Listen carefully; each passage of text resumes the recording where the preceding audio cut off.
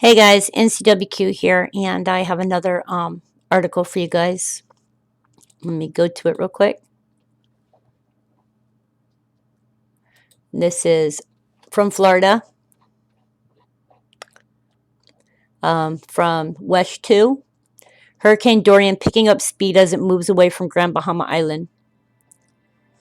As of 4 p.m., the National Hurricane Center said Dorian's maximum sustained winds had decreased to near 110 miles per hour. It is moving northwest at 5 miles per hour.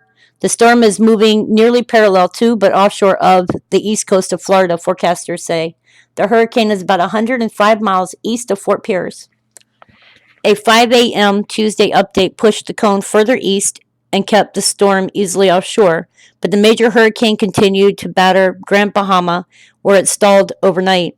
Forecasters now expect Dorian to remain east of the track taken in the 2016 by Hurricane Matthew.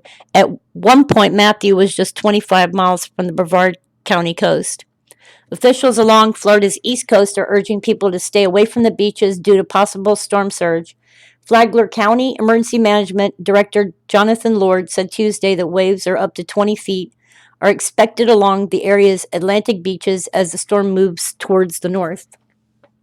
There can still be life-threatening, if not deadly, conditions at the beach, Lord said. Lord said storm surge is expected along the ocean and intercoastal waterway. All warnings and watches in effect. A hurricane warning is in effect for Grand Bahama and the Abaco Islands in the northwestern Bahamas, Jupiter Inlet to Ponte Verde Beach, north of Edisto Beach, South Carolina to South Sante River, South Carolina. A hurricane watch is in effect for north of Ponte Verde Beach to Edisto Beach, South Carolina. North of South Sante River, South Carolina to Duck, North Carolina. Albemarle to Pamlico Sounds. A tropical storm warning is in effect north of Deerfield Beach to Jupiter Inlet, north of Ponte Verde Beach to Edisto Beach, South Carolina. A tropical storm watch is in effect for Lake Okeechobee. A storm surge warning is in effect for Jupiter Inlet to South Sante River, South Carolina, and a storm surge watch is in effect for north of South Sante River, South Carolina to Cape Lookout, North Carolina.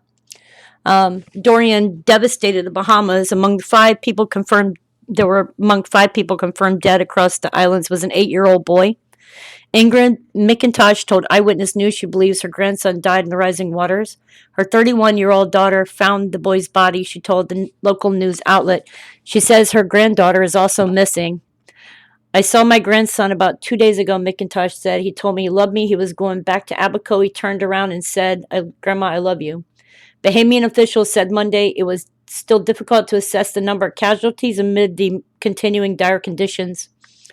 It's not safe to go outdoor.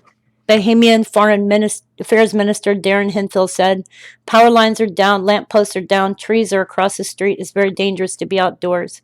Monday night, Bahamian Prime Minister Hubert Minnis said the storm would continue battering Grand Bahama Island for many more hours. We know there are a number of people in serious distress, he says. We pray for their safety and will provide relief and assistance as soon as possible. One resident from Marsh Harbor, an Abaco Island town, told CNN he saw people walking in waist-deep waters in a house that had flipped over. God. Minnis said initial reports from Abaco suggest the devastation is unprecedented and extensive. Many homes, businesses, and other buildings have been completely or partially destroyed, he said. Okay, so mandatory evacuations have been announced in Brevard and Volusia counties ahead of Hurricane Dorian.